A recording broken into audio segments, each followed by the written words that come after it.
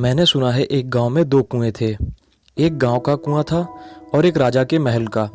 एक जादूगर उस गांव से निकला और उसने गांव के कुएं में कुछ छोड़ दिया और कहा कि अब जो भी इसका पानी पिएगा वह पागल हो जाएगा। मजबूरी थी, लेकिन सांझ तक लोगों को पानी पीना ही पड़ा। प्यासे वे कब तक रहते, और धीरे धीरे पूरा गांव पागल हो गया। सिर्फ राजा, उसका वजीर, उसकी रानी पागल नहीं हुए।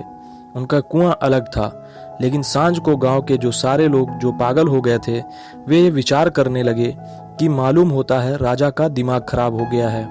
क्योंकि राजा पूरे गांव से अलग मालूम पड़ने लगा था। पूरा गांव पागल हो गया था।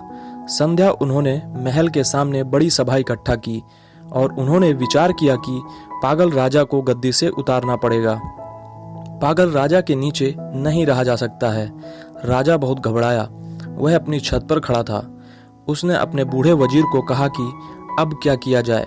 पूरा गांव पागल हो गया है, लेकिन चूंकि पूरा ही गांव पागल हो गया है, इसलिए यह भी मानने को कौन राजी होगा कि वे पागल हैं और हम ठीक हैं।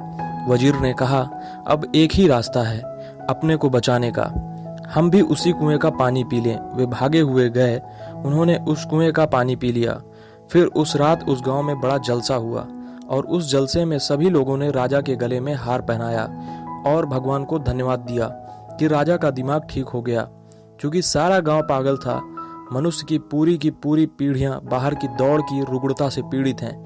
इसलिए जब कभी कोई आदमी एकाध भीतर की बात कहता है तो वह हमें पागल ही मालूम पड़ता है।